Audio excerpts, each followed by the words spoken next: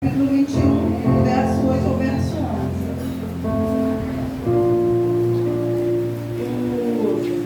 O tema é muito convidativo, né? Ele nos convoca a acender outra vez, acenda outra vez. E eu busquei no Senhor uma palavra que estivesse dentro do tema, mas, na verdade, toda a palavra de Deus, de Gênesis a Apocalipse, vai fazer com que nós acendamos outra vez. E eu busquei esse texto. Na verdade, vamos ler o texto, irmãos. Mateus 21, do 8 ao 11. E a maior parte da multidão estendeu as suas vestes pelo caminho, e outros cortavam ramos de árvores espalhando-os pela estrada. E as multidões, tanto as que o precediam como as que o seguiam, clamavam: Hosana ao filho de Davi. Bendito que vem em nome do Senhor, Hosana nas maiores alturas. Entrando ele em Jerusalém, toda a cidade se alvoroçou e perguntava: quem é este? E as multidões clamavam: este é o profeta Jesus de Nazaré. Podemos assentar. Eu quero agradecer aos nossos pastores por uma vez mais confiar essa responsabilidade de trazer a palavra para a igreja e para esse congresso de juniores. Eu estou muito feliz, quero agradecer também a Michelle que me fez o convite, não está aqui, e quero parabenizar os congressistas, né, as crianças que estão comemorando o seu primeiro congresso aqui na Terra do Avivamento. Hoje vocês estão comemorando o primeiro. Daqui a pouco vocês estarão sendo pais dos juniores, né? Estarão dos jovens, a igreja vai crescer e vocês vão se lembrar: eu fui pioneira, ou eu fui pioneiro em congresso de juniores na Terra do Avivamento, amém? Quando eu olho para vocês, eu me lembro de quando eu ainda era uma criança, e eu me lembro que eu participei de um grupo infantil, de um grupo de juniores, de um grupo de adolescentes, de um grupo de jovens. O meu grupo infantil se chamava Lira Celeste. Irmãos, eu não me esqueço de quanto é que a gente chamava na época de festa infantil, festa das crianças. É a festa das crianças. E o grupo Lira Celeste participava da festa das crianças e era uma bênção. Era juniores junto com crianças, e na juventude era adolescentes e jovens. O grupo de jovens da minha época se chamava Amados do Senhor. Olha que coincidência. E hoje estou aqui na Terra do Avivamento num grupo de mulheres que se chama Amadas do Rei. Você pode glorificar o Senhor? Porque Ele faz dessas coisas, né? A terra gira e a gente vem parar praticamente no mesmo lugar, porque é assim que Jesus faz. Irmãos, e quando foi me dada a oportunidade, busquei no Senhor, claro, uma palavra para trazer de edificação. Eu falei: Senhor, eu quero uma palavra cristocêntrica, diretiva, direcionada aos corações, que traga avivamento e que seja exclusivamente a Tua palavra nos corações, a falar aos corações, porque a palavra de Deus, ela é isso, né, irmãos? Viva, eficaz, penetrante, ela vai até a divisão da alma e ela é apta para discernir os espíritos e as intenções do coração. E às vezes a gente quer fazer aplicações, vamos fazer aplicações, e a palavra de Deus já é a própria aplicação. Então o Senhor me deu, essa palavra ficou gritando no meu coração: eu vou falar de Jesus, irmãos, o autor da Bíblia. Eu poderia escolher inúmeros, eu fiquei queimando para falar de Davi, porque eu gosto muito, né? Congresso de juniores, eu vou falar sobre Davi. Davi, né? Tem tanta coisa linda, tanta aplicação para a gente falar sobre Davi, mas o Senhor queimou essa palavra no meu coração e a gente vai navegar por alguns textos da Bíblia. Hoje eu vou precisar usar meu esboço. Eu até passei para o papel, mas eu não ia dar, porque ficou grande. E eu peço que a igreja me ajude, que eu vou precisar que vocês me ajudem hoje a pregar. Eu estou nervosa, eu confesso. Estou aqui com 5 pães e 2 peixinhos, e eu espero que Ele multiplique, porque Ele pode.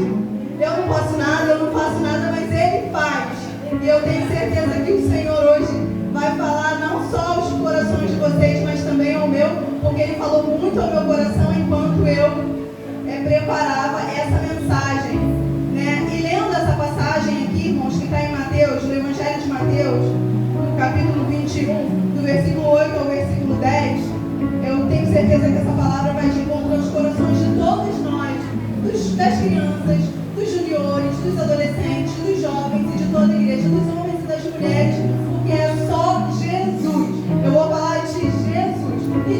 algumas passagens de evangelhos que tocam muito profundamente ao meu coração. Os evangelhos, é impossível você navegar pelos evangelhos e você não ser tocado pela palavra de Deus.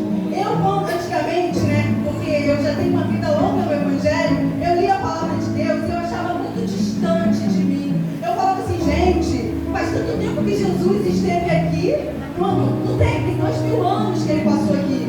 E eu li a Bíblia e falava assim, isso é muito longe de nós. E ele prometeu que voltaria, mas já tem tantos anos que eu leio a palavra e Jesus ainda não voltou. E os crentes, eu ainda como adolescente jovem, porque o adversário da nossa alma, a função dele é desconstruir aquilo que Jesus construiu para nós. E aí eu ficava achando que era muito longe, porque eu buscava pouco, eu lia pouco. E a palavra de Deus diz que quanto mais você entra na palavra, mais o Senhor se aproxima de você. Quanto mais você busca, mais perto de Jesus você se sente. E hoje, irmãos, quando eu leio a palavra, parece que Jesus veio aqui ontem, que ele passou aqui a semana passada, que ele esteve aqui tão perto de nós, porque quanto mais você busca a palavra, quanto mais você entra na palavra, mais perto de Jesus você se sente. E aí, buscando algo que falasse aos corações e que fosse uma palavra muito cristocêntrica, nada mais do que falar de Cristo. E o texto lido fala da entrada triunfal de Jesus em Jerusalém, onde ele pede uma jumenta, um jumentinho, e ele entra em Jerusalém. E as pessoas quando vêm, e o que eu quero trazer para nós hoje é a simplicidade de Jesus. E às vezes a gente quer ser muito profundo na palavra, quer entender muito, a gente está fazendo seminário, a gente quer aprender. Realmente a gente precisa aprender, como ele disse, aprender de mim que sou manso, humilde de coração, e encontrareis descanso para as vossas almas. Então, verdadeiramente, a gente precisa aprender de Jesus. E aprender de Jesus é lendo sobre Jesus, né? Como eu acabei de falar, tem inúmeros personagens na Bíblia, mas o personagem central, que é o autor da palavra, é o próprio Jesus. Então, nada mais justo do que nós falarmos dele, vamos falar mais dele, porque é ele que vai acender o amor, o avivamento, a chama da graça e da sabedoria, de tudo que a gente precisa. Em Jesus nós vamos encontrar. E Jesus, ele entra em Jerusalém, passa por Jerusalém, é aclamado por muitos. Quando perguntam quem ele é, as multidões clamavam e diziam, este é o profeta Jesus de Nazaré da Galileia. Ele entra num jumentinho e ele é coroado ali como o profeta, o enviado. E por aqui na terra, irmãos, passaram diversos personagens que tiveram o seu nome escrito na história, que tiveram o seu nome em outdoor, que tiveram o seu nome aclamado por muitos. E a gente conhece muito bem, eu não vou citar personagens aqui, eu até anotei alguns, mas para que a gente fale de Jesus exclusivamente, eu vou citar apenas um. Thomas Edison, que nos trouxe a energia elétrica, né? Ele não foi muito importante para nós? Ele foi muito importante. Muitos personagens que passaram por aqui, mas nenhum se assemelha a Jesus, porque Jesus, ele tinha uma característica muito forte. Ele era, além de ele ser humano, ele era filho de Deus. Jesus era o filho de Deus, então ele tinha duas naturezas. Ele tinha a natureza humana e a natureza divina. E quando a gente vai falar de Jesus para as pessoas, muitas pessoas, os ímpios, né, que não conhecem a palavra de Deus, eles falam assim, mas ele era o filho de Deus, era muito fácil para ele não pecar. Mas Jesus, ele era 100% homem e 100% Deus. E como homem, ele sentia tudo que nós sentimos. Sentia dores, sentia frio, sentia calor, sentia fome, sentia sede, sentiu quando foi traído, sentia solidão, se sentia abandonado, assim como nós. Mas mesmo assim, ele veio aqui e não pecou. E não teve ninguém que tivesse maior relevância do que ele. Não teve nome maior do que o nome de Jesus. Não teve ninguém, ser humano algum, que passasse por aqui, que tivesse maior relevância do que o nosso Cristo. Ele foi enviado para morrer por nós, para perdoar os nossos pecados, e em obediência ao Pai, porque ele já reinava lá, ele veio aqui e ele trouxe a mensagem de salvação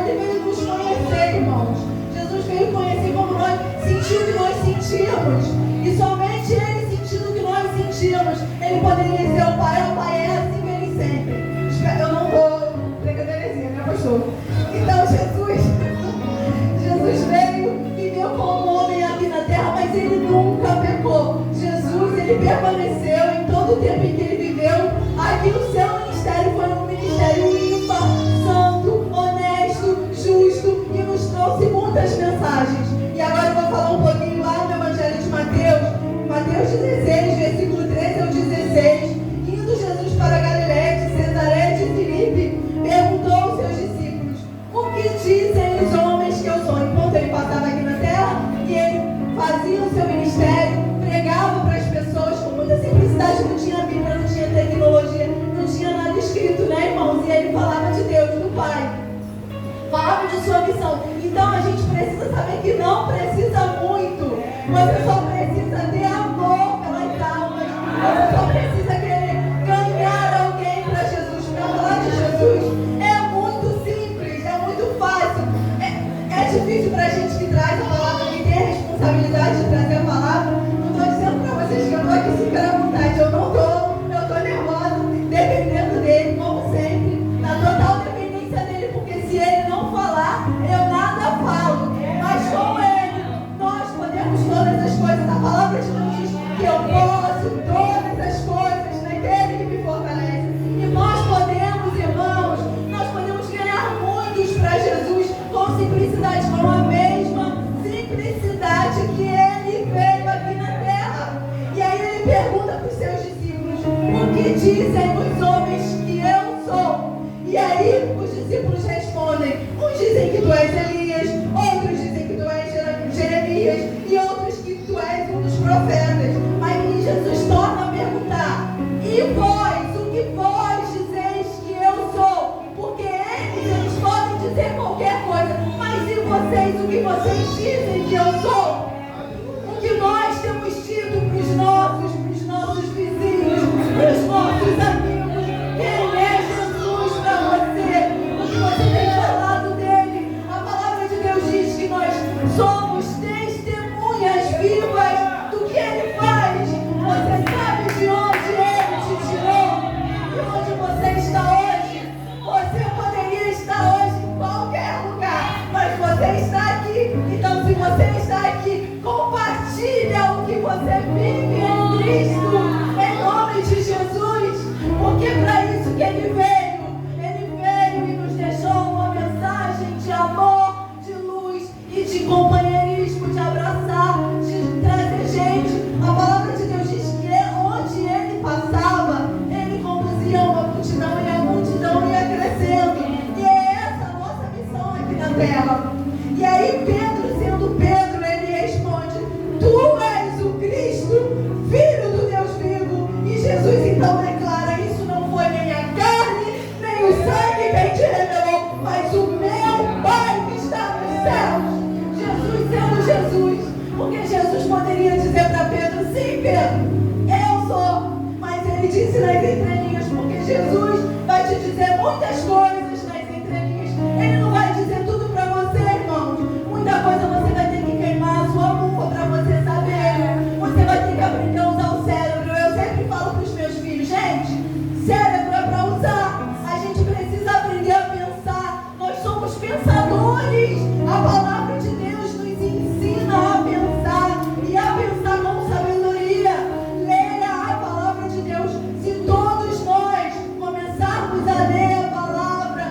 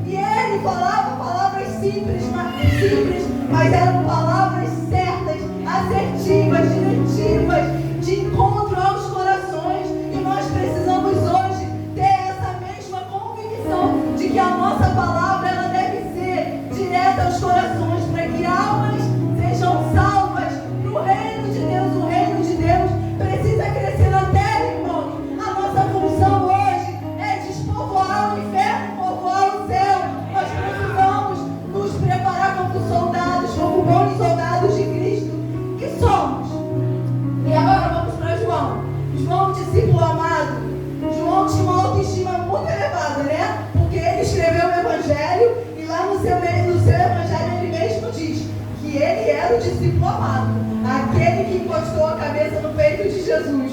João não tinha autoestima elevada, gente. Ele escreve o Evangelho e ele diz de si mesmo que ele era o discípulo amado. E o discípulo amado de Jesus, ele faz menção de 7 declarações de Jesus. Em 1 João 6,35, ele diz que Jesus diz: eu sou o pão da vida. Em João 8,12 ele diz: eu sou a luz do mundo. Em João 10,7 ele diz: eu sou a porta. Em João 7,11 ele diz: eu sou o bom pastor. Em João 11,25 Jesus diz: eu sou a ressurreição e a vida. Em João 14,6 ele diz: eu sou o caminho, a verdade e a vida. Em João 15,1 ele diz: eu sou a videira verdadeira. Nenhum líder que passou aqui foi mais ilustre do que o nosso Cristo Jesus. Irmãos, e falar de Jesus mexe com as minhas entranhas, mexe comigo, porque eu sei de onde Ele me tirou. E de onde foi que Ele te tirou? Ele me tirou da depressão, Ele me tirou de um leito. Quando eu entrei nessa igreja, vocês não sabem, mas eu estava num quadro profundo de depressão. O diabo queria destruir a minha vida de qualquer maneira, e eu sei de onde Ele me tirou. Ele me tirou do desânimo, do cansaço, da apatia espiritual, da mornidão, porque eu vivi uma vida no Evangelho. Era quase uma apóstata da fé. Entrava na igreja e não sentia nada. Depois de viver tantas experiências reais, irmãos, eu vivi experiências reais com Deus. A Bíblia diz: aquele que está de pé, cuide para que não caia. Mas aquele que está caído, o Senhor é poderoso para o colocar de pé. E o Senhor fez comigo, porque Ele nos ama. Ele não quer que ninguém se perca. Ele quer que todos nós, sem exceção. E Jesus se preocupava com todos. Em Isaías 53, o profeta vai dizer que na boca do Messias não se achou engano. Em Hebreus diz que convinha um sumo sacerdote como Jesus, imaculado, separado dos pecadores e inocente. Uma outra característica de Jesus que nos atrai, que nos acende a Ele, é a sua forma singular de tratar as pessoas. No geral, as pessoas tratam bem quem tem recursos, quem tem posses, quem tem autoridade, quem tem posição, quem tem dinheiro. Porém, Jesus é aquele homem distinto que dá preferência a quem não tem preferência.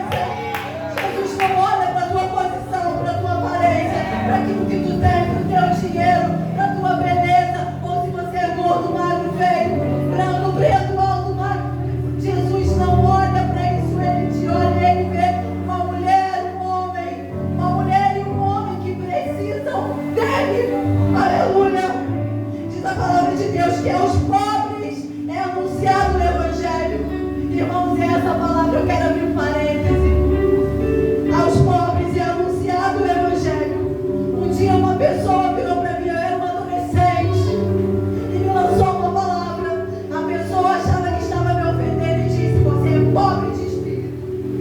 E eu fiquei com aquela palavra no meu coração.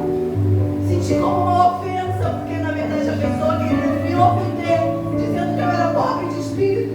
E eu vivi anos, irmãos, anos. Quando você recebeu uma palavra, não leve ela para o teu coração. Coloca no chão, porque ela pode te matar. Não aceite aquilo que for bom, você recebe aquilo que for ruim, joga fora. E eu vivi anos com aquela palavra. E um dia lendo a Bíblia, sobre as bem-aventuranças, diz assim: bem-aventurados os pobres de espírito, porque deles é o reino de Deus. E a pessoa achando que estava me ofendendo, na verdade, eu era uma bem-aventurada, irmãos, era o próprio Deus, usando a pessoa que queria me ofender. E aí eu falei: Jesus, eu vivi tantos anos com essa amargura no meu coração, me sentindo alguém pobre de espírito, quando na verdade eu sou bem-aventurada. Que Deus possa continuar falando aos nossos corações, nós possamos acordar novamente de uma palavra. O teu primeiro pensamento, se você for um pensador, você vai pensar assim: eu não sei se essa pessoa me fez um bem ou se ela me fez um mal, porque as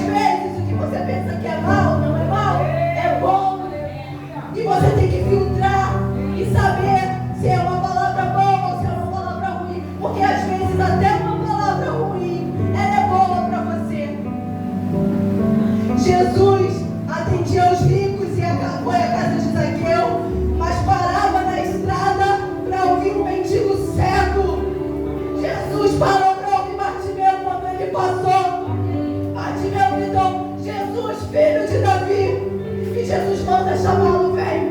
E ele foi. E Bartimeu tinha uma fé tão profunda que logo largou a sua capa. E ele disse: eu vou largar essa capa. Mendigo nunca mais, cego nunca mais, não estava nem curado ainda. Mas já tinha largado a capa, porque a capa era o que dava a ele o privilégio de pedir, de mendigar. Mas Jesus, quando Jesus chama Bartimeu, ele tira a sua capa e vai ao encontro de Jesus. E Jesus cura Bartimeu. E Bartimeu passa a ver. E é assim que Jesus faz na nossa vida. Nós precisamos, mesmo ainda na presença de Deus, mesmo quando a cura ainda não acontece, largar as capas, largar as cargas, aquilo que nos adoece. Porque nós precisamos ser saudáveis em Cristo. Precisamos ser uma igreja preparada para ganhar outros para Cristo. Aleluia. Jesus recebia religiosos como Nicodemos, mas sentava no poço para falar com a mulher adúltera. E aí perguntam: será que ele tem um tempo para as crianças? Sim. Quando os discípulos falaram que não era para trazer as crianças, Jesus disse: deixai vir a mim os pequeninos, porque dos tais é o reino dos céus. Jesus tem tempo para as crianças, para os idosos, para os adolescentes, para os jovens. Jesus é para todos, para os anciãos, para todos, irmãos, para o bebê ainda no ventre. Jesus cuida de todos nós. A palavra de Deus diz que ainda tem fome no ventre da tua mãe. Ele já escrevia, estava escrito, todos os teus dias estavam escritos, cada um deles escritos e determinados, quando nenhum deles ainda havia. Que preciosos para mim, ó Deus, são os teus pensamentos, e como é grande a soma deles. Se contasse, excedem os grãos de areia. Contaria, sem jamais chegar ao fim. Aquilo que Deus faz por nós é muito grande, irmão. O que Ele está preparando lá no céu para nós é muito grande, é coisa muito linda. Para você se preocupar com tão pouco, com coisas tão pequenas. Só quem já viveu perdas grandes dá valor à salvação. Só quem já teve perdas irreparáveis que dá valor à salvação. A gente precisa dar valor à salvação. Tem tantas mães aí com seus filhos na droga, no crack. Eu tenho uma amiga que o filho dela está enredado no crack. E eu vejo o sofrimento daquela mulher, irmão. E a única coisa que eu posso fazer é orar. Porque só Jesus, só uma intervenção divina. E os teus filhos estão aqui. Você tem motivo de sobra para adorar a Ele, para agradecer a Ele. Os teus filhos estão salvos na presença do Senhor. Aleluia. Em Marcos 1:32 diz que Jesus trazia os doentes, os endemoniados. Um dia, passando por Sidom, uma mulher que tinha uma filha miseravelmente endemoniada, ela viu a Jesus e a possibilidade da libertação da sua filha. E os discípulos incitam ele, despede-a, que vem gritando, mas ela insistiu: Jesus, filho de Davi. E ela pede que Jesus a socorra, porque a sua filha estava num estado deplorável. Ela insistiu. Você precisa insistir. Você precisa insistir, porque Jesus, Ele quer ver a tua fé. Aquela mulher, ela tinha tanta fé. E ela...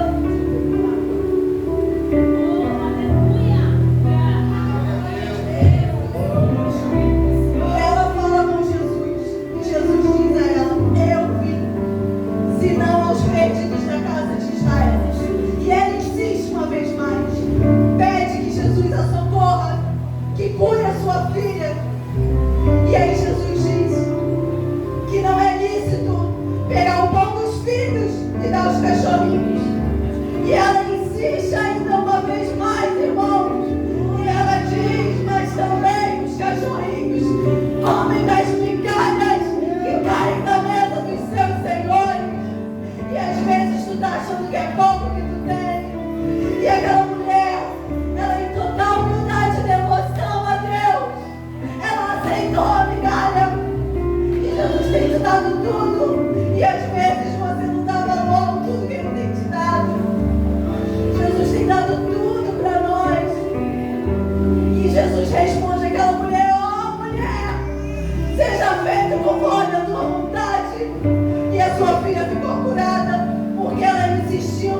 precisamos insistir. Quantas lutas eu tenho enfrentado, eu não quero falar de mim, eu quero falar de Jesus.